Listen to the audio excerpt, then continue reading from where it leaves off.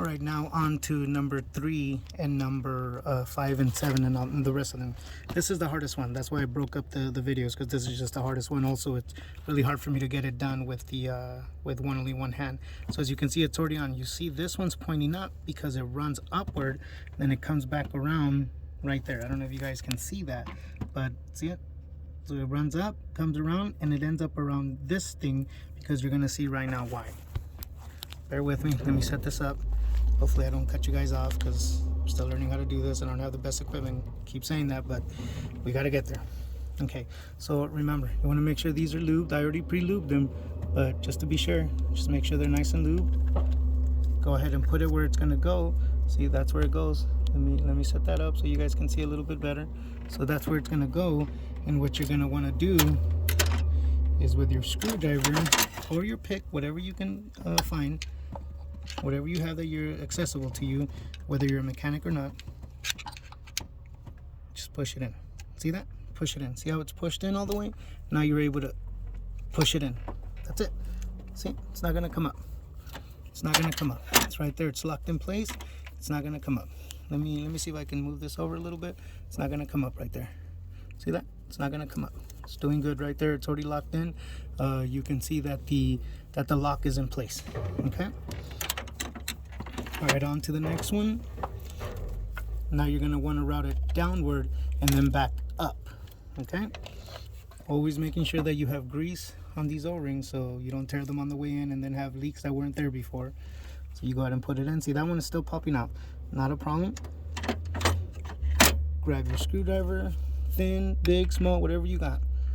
And right there, just push it all the way in. I don't know if you can see that, but I'm pushing it all the way in and then pushing it down there. It clipped. I felt it all click. It's not coming out right there, so you're good right there.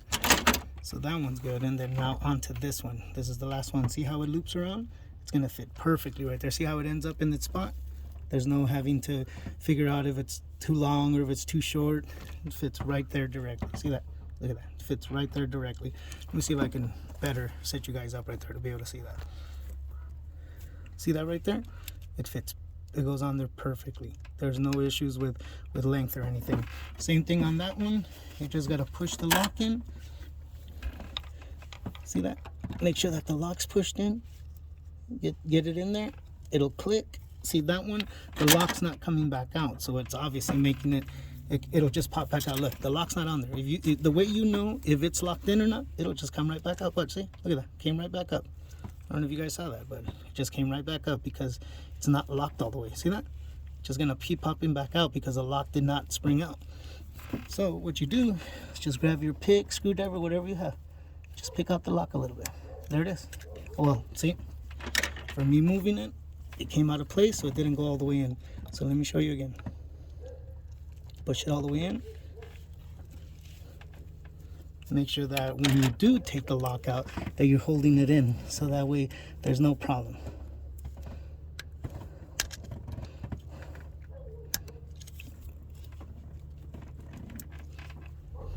There it is. There it is. It's not coming. Oh, see, that one's not locking in all the way. I'm not sure why it's not locking in all the way, but let me check it out. I think. All right.